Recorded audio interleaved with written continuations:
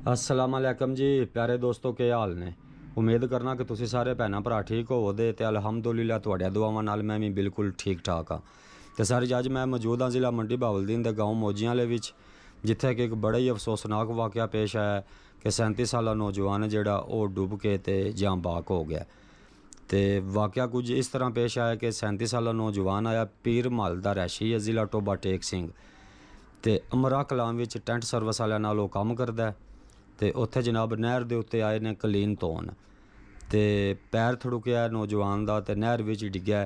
तो पानी की रफ्तार तेज़ होने की वजह तो वह बंदा डुब गया। तो कल 29 अप्रैल तकरीबन दिन 2 तो 3 के दरम्यान का टाइम आया जिस वक्त यह वाक़या पेश आया। तो अज तरीक हो गई 3 अप्रैल, तो टाइम हो गया तकरीबन 11 हो गए ने दिन के।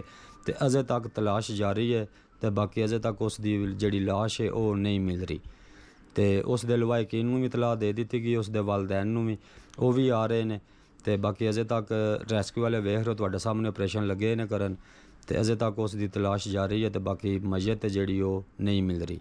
तो दुआ करो सारे भरा के अल्लाह की ज़ात करम करे तो उसकी लाश है जी मिल जाए।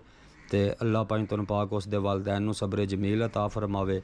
परदेसी नौजवान आया रोज़गार के सिलसिले विच पीर महल तो ज़िला गुजरात के पिंड अमरा कलाम विच आया है, जिथे कि वो टेंट सर्विस का काम पिया करदा आ। तो मजीद जेडे उसके लड़के दे नाल बंदे कलीन धो रहा है ना दोस्तों दे, उन्हां नाल भी असी गलबात की है, वह भी तुहानूं वखाने आ कि उन्हां दे मुताबक यह वकूआ किस तरह पेश आया है तो किस तरह वो डुबया है। तो तुहानूं उन्हां दी भी ज़बानी यह गल सुनाने आ। तो जनाब वकूआ पेश आया कल 29 अप्रैल तकरीबन दिन 2 तो 3 के दरम्यान का टाइम आया जिस वक्त यह वकूआ पेश आया।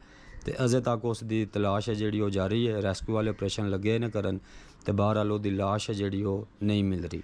तो दुआ करो सारे भला कि अल्लाह की ज़ात करम करे तो उसकी लाश मिल जाए। परदेसी भरा आया साडा, तो बड़ी अफसोसनाक यार है वाक़या पेश आया कि कलीन पे धोंदे आए तो वह पैर थड़ुकिया तो नहर विच डिग्गया। तो पानी की रफ्तार तेज़ आई तो इस वजह तो वह डुब गया। तो अजे तक उसकी लाश की तलाश जारी है, तो बहरहाल वो लाश नहीं मिल रही। तो इत्थे दे मकामी बंदियां ने भी रेस्क्यू वालियां जैकटां पा के ते तलाश की है, तो बाकी कामयाबी नहीं मिली। तो अल्लाह ही आए करम करे कि उसकी लाश मिल जाए। तो अल्लाह पंजतन पाक उहदे वालदैन उहदे भैन भरावां सब्रे जमील अता फरमावे। परदेसी भरा आया, सारे दुआ करो कि अल्लाह की ज़ात करम करे तो उसकी लाश मिल जाए। तो हम तुसीं लाइव मंजर पे वेखदे हो मोजियां वाली नहर दे कि जिथे कल 29 अप्रैल में वाक़या पेश आया, तो अज डेट हो गई है 30 अप्रैल। तो अजे तक उसकी मयत जी लाश वो नहीं मिली।